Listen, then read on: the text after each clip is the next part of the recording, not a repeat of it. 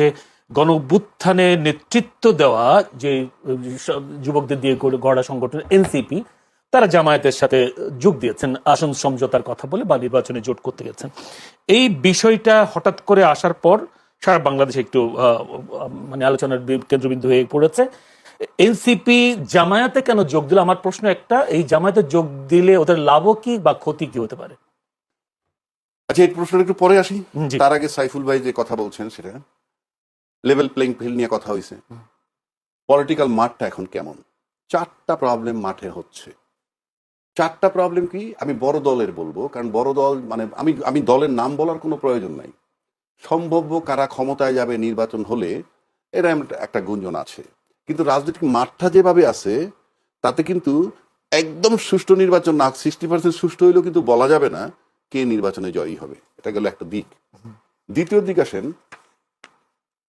তারেক রহমান সাহেব নেমে কিন্তু একটা কথা বলছেন, আই হ্যাভ এ প্ল্যান। সেই প্ল্যান উনি ডিসক্লোজ করেননি। সেটা যখন করবেন আমরা হয়তো জানতে পারবো, এবং সেটা তাকে নির্বাচনের আগেই ডিসক্লোজ করতে হবে আমি মনে করি। কারণ তা নইলে আপনি আই হ্যাভ এ প্ল্যান বইলে এই শব্দের উপরে তো আমি নিয়মের কথা বলছি, এই শব্দের উপরে আমি কেন ভোট দিব? কথার কথা বলছি। আপনাকে প্ল্যানটা ডিসক্লোজ করতে হবে if you want to attract the voters. সেই কারণে এবার আসেন মাঠে কি হচ্ছে। নাম্বার 1, বড় দলের ট্রাবল, মনোনয়ন পুনর্বহাল নিয়ে আন্দোলন। মানে কিছু লোকের মনোনয়ন দিছিল, এখন আবার অন্যত্র দিয়ে দিছে। সেই আন্দোলন আমি কালকে লোহাগাড়ায় দেখেছি। অর্থাৎ মনোনয়ন পুনর্বহাল করো। তাহলে মনোনয়ন পুনর্বহাল যে করতেছে সে তো ওই বড় দলেরই একটা অংশ। এটা একটা ট্রাবল। 2 আসেন, অন্য দলের ব্যক্তিকে মনোনয়ন দেওয়ার কারণে একটা অপ্রকাশিত দ্বন্দ্ব। অপ্রকাশিত দ্বন্দ্ব মানে অন্য দল থেকে যারা জোটের মধ্যে একটা দলকে দিছে, তাহলে বড় দলের অন্যান্য যারা সম্ভাব্য প্রার্থী হইতে পারতো তাদের একটা অপ্রকাশিত দ্বন্দ্ব চলমান। 3 নম্বর আসেন, অন্য দলের ব্যক্তিকে যখন নিজ দলের লোককে বলা হয় তুমি ভোট তারে দিও, এটা আর একটা দ্বন্দ্ব। 4 নম্বরটা আসেন, দল বিলুপ্ত করে যে সমস্ত বড় লোকগুলো বড় দলের সাথে গিয়ে তারপরে নমিনেশন পেয়ে গেল, এটা ওই দলের যোগ্য প্রার্থীরা ভালো নজরে নিচ্ছে না। অর্থাৎ আপনি যদি এখন দেখেন পলিটিক্যাল লেভেল প্লেইং ফিল্ড আমরা একটা টার্মে বলি, আসলে 2টা টার্ম, একটা হলো অ্যাডমিনিস্ট্রেটিভ আর একটা পলিটিক্যাল। তাহলে এই যে পলিটিক্যাল লেভেল প্লেইং ফিল্ড কিন্তু এই দলের নিশ্চিত করতে হবে এখানে অ্যাডমিনিস্ট্রেশন কাজ করবে না রাষ্ট্রের। আর অ্যাডমিনিস্ট্রেটিভ জায়গার সমস্যা কোথায়? আপনি দেখেন প্রফেসর ইউনূস সাহেব বলছেন সমস্ত প্রস্তুতি সম্পন্ন। কোন ফর্মে?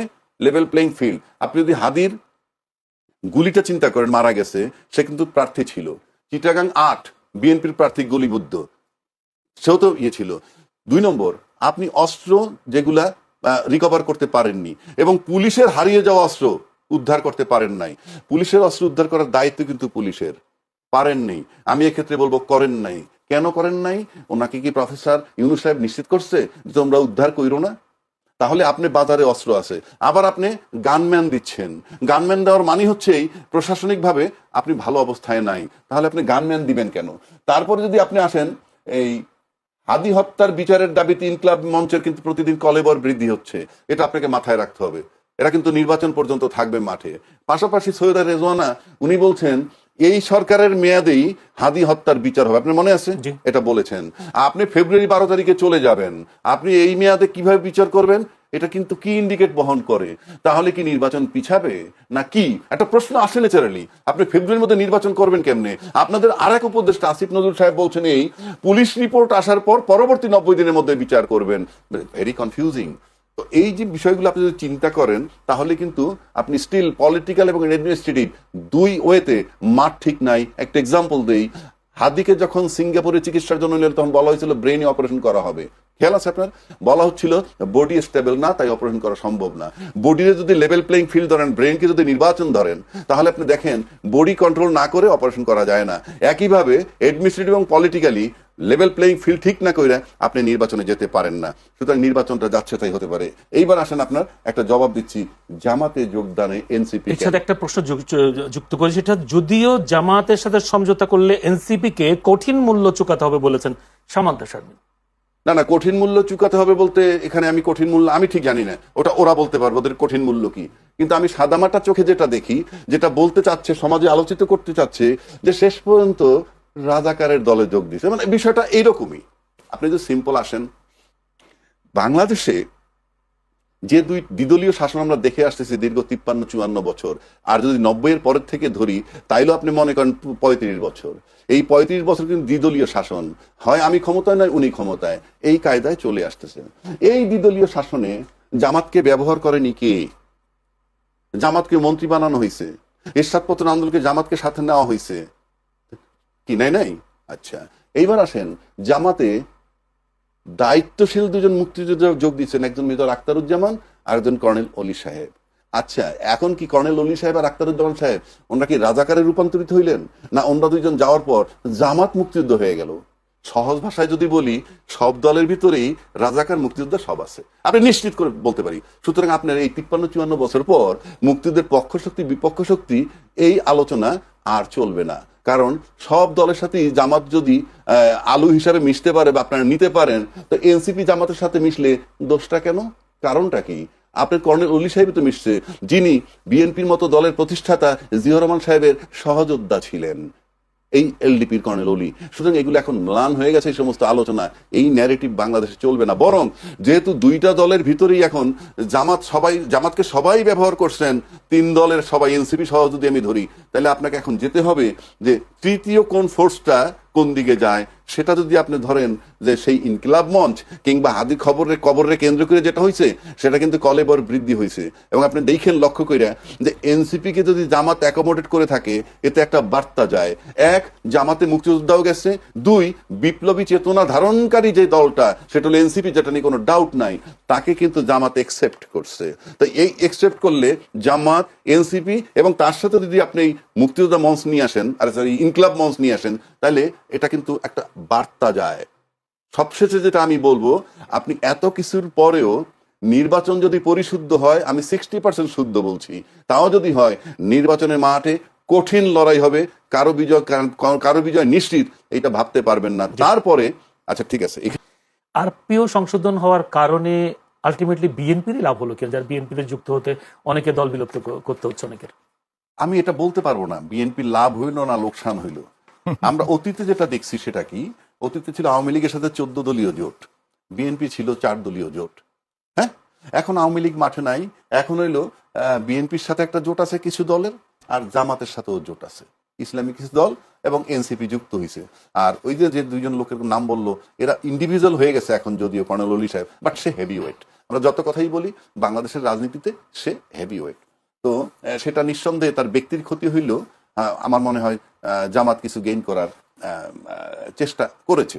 এখন যে প্রশ্নটা আপনি করছিলেন আমাকে, কি প্রশ্নটা ভুলে গেলাম, জি, প্রশ্নটা হচ্ছে বিএনপির লাভবান হলো কি? এখন আপনি আসেন, বিএনপি যদি এখন, আমি একটু আগে বলছি, ভোট যদি 60% সুষ্ঠু হয়, আমরা কেউ জানি না নির্বাচনটায় ফলাফল কি হবে, কারণ অনেকগুলা রেজাল্ট আপনাকে দেখাইলাম, administrative level playing field, political level, এই সব কিছু মিলাইলে, প্লাস একটা হাদি মঞ্চ হইতেছে, গল্প আমরা মুখে যতই বলি না কেন, কলেবর বৃদ্ধি হচ্ছে, আমরা এভরিডে দেখতেছি। এখন লাভ হইল কিনা, মনে করেন যে লোকটা দলকে বিলুপ্ত করে, জিনিসটা বোঝার চেষ্টা করেন, যে লোকটা দল বিলুপ্ত করে বিএনপিতে এসে ধানের শীষে নমিনেশন নিচ্ছে, এই লোকটার কোনো আইডিওলজি নাই, এই লোকটার কোনো আইডিওলজি নাই, তার মানে সে সবসময় পোল্টি দিতে পারে। মেরিটস হইল কি এইটার, সে এমপি হবে। ডিমেরিটস হইল কি, তার যে রাজনৈতিক আদর্শ সেটাকে সে বিকিয়ে দিল, বিকিয়ে দিয়ে কি হইতে চায়, এমপি। আর এমপি মানে একটা লাভবান পদ। কোন লাভবান পদ? আমি বারবার বলছি, কোনো ভদ্রলোক যিনি নিজের সবকিছু আছে, সে সকালে 10টায় পার্লামেন্টে ঢুকে রাত্রে 8টায় বেরোবে, কোনো বেনিফিট ছাড়া, ওই মাসিক একটা বেতন বা মাসিক যে রেমুনারেশন ওইটার উপরে ভিত্তি করে, তাহলে অ্যাটলিস্ট এই আদর্শ বিকিয়ে দেয় না, অন্য কোনো লাভ আছে, সেটা আমি বলবে প্রমাণ কি? সেজন্য আমি আবারও বলছি, তার অন্য কোনো লাভ আছে, তাহলে তার আইডিওলজি বিকিয়ে দিয়ে যাচ্ছে। আর বিএনপি তাকে আশ্রয় দিচ্ছে কেন? ওকে আশ্রয় দেওয়ার পর এমনও হতে পারে যে ওই কালকে সকাল থেকে শুনবেন যে এই জামাতকেও গালি দিবে, এনসিপির গালি দিবে। আপনি যদি মনে করে দেখতে পারেন, হাসানুল্লাহ কিনুরে যখন প্রথম এমপি বানানোর পর মন্ত্রী বানাইলো, সে 5টা বছর টানা ঘুমের থেকে উঠে আবার বিছানায় যাওয়ার পূর্ব পর্যন্ত যেখানেই যাইতো বেগম খালেদা জিয়াকে গালি দিত। আপনাদের মনে আছে কিনা, আশা করি সাইফুল ভাই মনে আছে। ঠিক পরবর্তী টার্মে যখন এমপি বানায়, তাকে আর মন্ত্রী বানায় নাই, ওই টার্মে সে আর গালাগালি করে নাই। তো আশা করি যে সমস্ত লোকগুলাকে ওইভাবে নিছে, তারা এমপি হইতে পারলেই গালাগালি শুরু করবে, যাকে বলবে তাকে। এইবার আসেন, সে পাশ করবে কেন? সে যে বিএনপির মনোনয়ন নিয়ে সেই ধানের শীষ নিলেই পাশ করবে কেন পাশ করবে? সে তো ওখানে পপুলার না, সে তো বিএনপির লোক না, অথচ বিএনপিকে বলা হচ্ছে তুমি ভোট দাও, কারণ মার্কায় ভোট দেয়, সে পাশ করে আসবে। তর্কের খাতিরে বললাম। আর যিনি বিএনপির মার্কা নিয়ে না নিজ দলের থেকে করবেন, তিনি যদি পাশ করে আসেন, এই যে দুই পাশ যখন কইরে আসবে, অর্থাৎ আপনার নির্বাচনী ইলেকশন ইঞ্জিনিয়ারিং ছাড়া এই যারা জোটভুক্ত বা জোটের মানে জোটভুক্ত হইয়া প্রতীক নিয়ে নির্বাচন করবে ধানের শীষের, আবার জোটভুক্ত হইয়া নিজ দলে করবে, এদেরকে পাশ করে আনতে হইলেই ইলেকশন ইঞ্জিনিয়ারিং লাগবে। 5 আগস্টের অভ্যুত্থানের পরও ইলেকশন ইঞ্জিনিয়ারের কথা বলছেন আপনি? আমি বলছি তো, ইলেকশন ইঞ্জিনিয়ারিং ছাড়া যদি তারা পাশ করে, তাহলে তাদের কোনো দলে যুক্ত হওয়ার কথা না। আমি কি বুঝাইতে পারছি? আপনি যদি পাশই করবেন, তাহলে তো অন্য দলে গিয়ে তার প্রতীক নেওয়ারও প্রয়োজন নাই, কিংবা এই দলের জোটভুক্ত হইয়া এদের ভোট নিয়ে আমি চাওয়াচাই করব কেন? এরা পাশ করার মানি, এরা যদি পাশ করে আসে সবাই, তাহলে আপনি ধরে নিতে পারেন যে নির্বাচনে ইঞ্জিনিয়ারিং হবে।